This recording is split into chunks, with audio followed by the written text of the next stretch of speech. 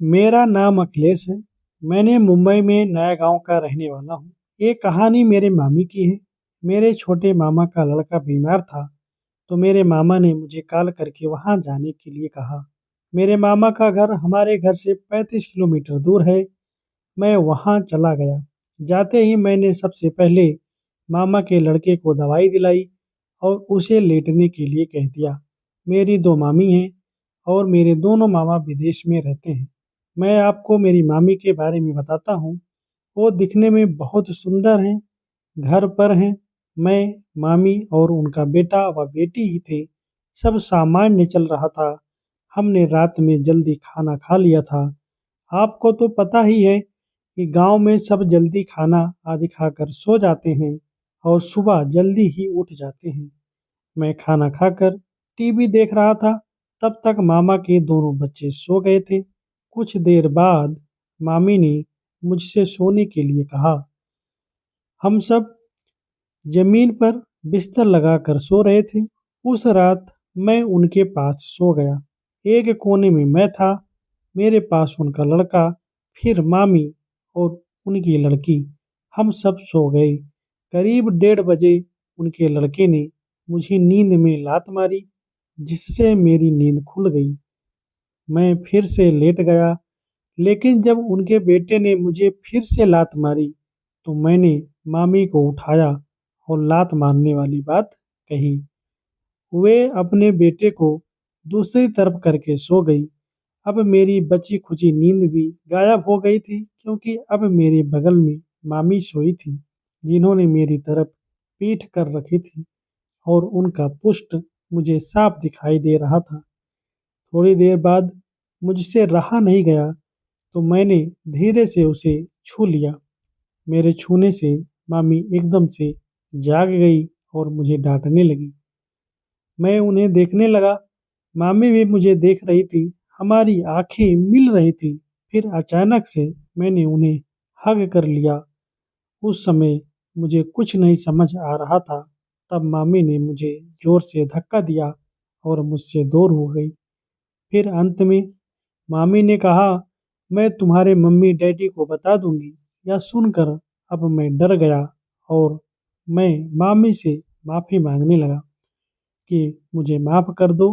फिर मामी ने कुछ नहीं बोला और मैं कमरे से बाहर आ गया।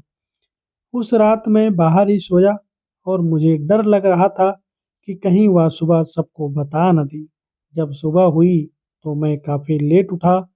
तब तक मेरी नानी भी वहाँ आ चुकी थी। मेरी नानी मेरे बड़े मामा के घर रहती हैं। मुझे डर लग रहा था कि कहीं मेरी मामी ने मेरी नानी को सब कुछ बता तो नहीं दिया।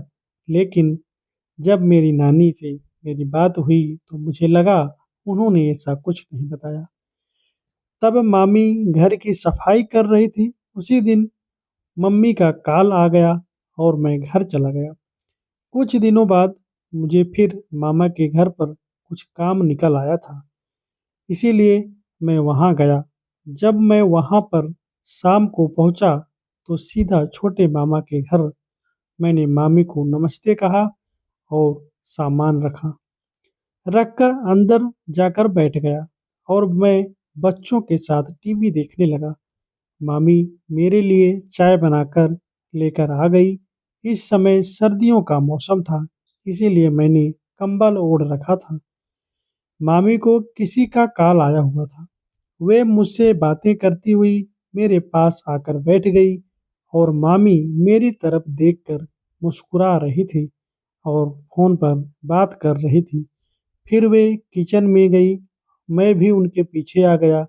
मैंने उनको पीछे से पकड़ लिया तो मामी बोली, बच्चों को सो जाने दो, फिर मैं तुमसे बात करती हूँ। मैंने भी उनकी बात मान ली और कमरे में जाकर मैं और मामी दूसरे कमरे में चले गए। इस बार उनके चेहरे पर एक अलग मुस्कुराहट थी। जब हम दूसरे कमरे में गए तो मैंने मामी से पूछा कि मामी क्या हुआ, इस बार आप कैसे मान गई? तो उन्होंने कहा कि तेरे मामा को विदेश गए 1 साल से ऊपर हो गया है और इतने समय से मैं अकेली हूँ। उस दिन तो मैं इसलिए डर गई थी, कहीं तुम कुछ और ना समझ बैठो। ये सुनते ही मैं खुश हो गया और मैंने मामी के होठों को चूमने लगा और धीरे-धीरे उनके उभारों को दबाने लगा। सालों बाद उनको ये छुअन फ़ील हुई थी। इसके बाद मेरे और मामी के बीच फुटबॉल मैच प्रारंभ हुआ। पहले हाफ में मैंने कुल 3 गोल मारे और दूसरे हाफ में 6 गोल मारे। मेरे इस मैच के बाद मामी ने मुझे इनाम भी दिया। फिर वो सब के बाद हम लेट गए। उस दिन के बाद हम मिलते-जुलते थे कई बार मौकों पर। तो दोस्तों ये आशा करता हूँ आपको ये कहानी अच्छी लगी होगी। अगर ये कहानी आपको अच्छी लगी तो मेरे चैनल को आप सब्सक्राइब कीजिएगा, वीडियो को लाइक कीजिएगा और ज़्यादा से ज़्यादा शेयर कीजिएगा। Thanks for watching. Thank you.